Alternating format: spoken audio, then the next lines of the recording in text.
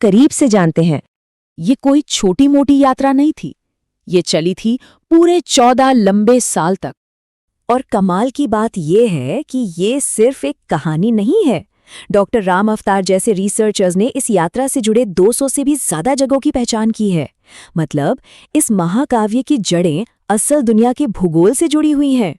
तो आज हम इसी अविश्वसनीय रास्ते पर चलेंगे, उन खास पड़ावों और जगहों को देखेंगे जिन्होंने भगवान राम के सफर को पूरा किया। इस पूरे सफर को हम 5 हिस्सों में समझेंगे। वनवास की शुरुआत कैसे हुई, फिर दंडकारण्य के घने जंगलों में प्रवेश, सीता जी की व्याकुल खोज, किष्किंधा में मिली एक नई उम्मीद और आखिर में लंका तक का रास्ता।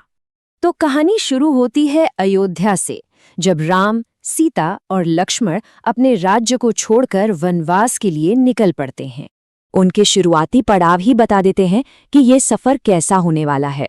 अयोध्या के बाहर तमसा नदी के किनारे पहली रात, फिर श्रृंगवेरपुर में निषादराज गुह की मदद से गंगा पार करना, पवित्र संगम प्रयाग पहुंचना और आखिर में चित्रकूट में अपनी पहली कुटिया बनाना। हर एक कदम उन्हें अपनी जानी पहचानी दुनिया से दूर जंगल के दिल में ले जा रहा था। चित्रकूट में एक बहुत ही भावुक पल आता है। उनके भाई भरत उन्हें मनाने आते हैं, उनसे लौट चलने की जिद करते हैं, पर राम अपने वचन पर अड़े रहते हैं और यहीं पर वो अपनी खड़ाऊं यानी पादुकाएं भरत को सौंप देते हैं, जो उनके लौटने तक राजकाज का प्रतीक बनती हैं। चित्रकूट छोड़ने के बाद अब शुरू होता है वनवास का सबसे मुश्किल और लंबा दौर, जब वो विशाल दंड आरण्य जंगल में कदम रखते हैं।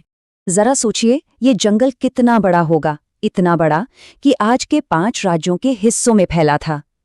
अगले 10 साल तक यही उनका घर था। इसी जंगल में वो कई महान ऋषियों से भी मिले। यहाँ उन्होंने एक नया घर बसाया, पंचवटी में, आज के नासिक के पास, गोदावरी नदी के किनारे। एक शांत, सुकून भरी जगह, लेकिन ये शांति ज्यादा दिन टिकने वाली नहीं थी। और बस यहीं से सब कुछ बदल जाता है। उनके वनवास का मकसद ही पूरी तरह बदल जाता है। तो सवाल ये उठता है कि आखिर हुआ क्या? इस सुकून भरी जिंदगी में ऐसा क्या हुआ जिसने सब कुछ पलट कर रख दिया? इसकी वजह बनी एक घटना, शूर्पणखा नाम की एक राक्षसी से उनकी मुठभेड़। इसी घटना का बदला लेने के लिए उसके भाई लंका के राजा रावण ने पंचवटी से सीता जी का अपहरण कर लिया। अपहरण के बाद जब सब कुछ धुंधला लग रहा था, तब उन्हें एक अहम सुराग मिला, मरते हुए गरुड़ जटायु से। उन्होंने बताया कि रावण सीता को लेकर दक्षिण दिशा में लंका की तरफ गया है। जटायु का अंतिम संस्कार करने के बाद राम और लक्ष्मण एक मुश्किल खोज पर निकल पड़े, जो उन्हें तुंगभद्रा और कावेरी जैसी बड़ी नदियों के पार ले गई। लेकिन अब इस सफर में उनकी किस्मत पलटने वाली थी। सोचकर देखिए, 2 भाई बिल्कुल अकेले, हताश। उन्हें कुछ नहीं पता था कि सीता कहाँ है। और इसी खोज में वो पहुंचते हैं किष्किंधा के ऋष्यमुख पर्वत पर, जो वानरों का राज्य था। और यहाँ चीजें बहुत तेजी से बदलती हैं।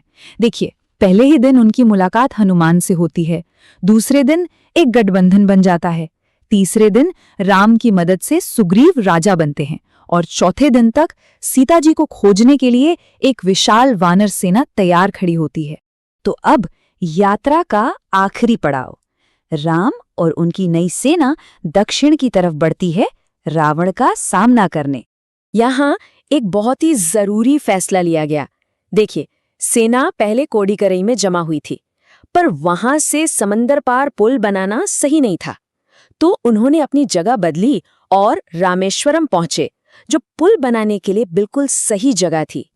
और इतने बड़े काम को शुरू करने से पहले रामेश्वरम में एक बहुत खास पल आता है। भगवान राम ने वहां भगवान शिव की प्रार्थना की। जिस जगह से पुल बनना शुरू हुआ वो थी धनुषकोडी। इसका नाम इसलिए पड़ा क्योंकि इसका आकार एक धनुष जैसा था, और यही वो कड़ी थी जो उन्हें लंका तक पहुंचाने वाली थी। और आखिर में मंजिल सामने थी, श्रीलंका की नुआरा एलिया पर्वत श्रृंखला। यही था रावण के राज्य का केंद्र। और जानते हैं सबसे दिलचस्प बात क्या है? आज भी वहां ऐसे पुरातात्विक सबूत मिलते हैं जो रामायण में बताई गई जगहों से मेल खाते हैं। तो जब हम इस पूरे सफर को एक नक्शे पर देखते हैं तो एहसास होता है कि ये कितना लंबा और विशाल था। ये सिर्फ एक यात्रा नहीं थी, इसने पूरे भारतीय उपमहाद्वीप को नाप लिया था और आस्था, भूगोल और इतिहास को एक धागे में पिरो दिया था। सोचिए, ये रास्ता हजारों साल पहले तय किया गया था, पर सवाल ये है कि आज हमारे लिए इस प्राचीन मार्ग के क्या मायने हैं।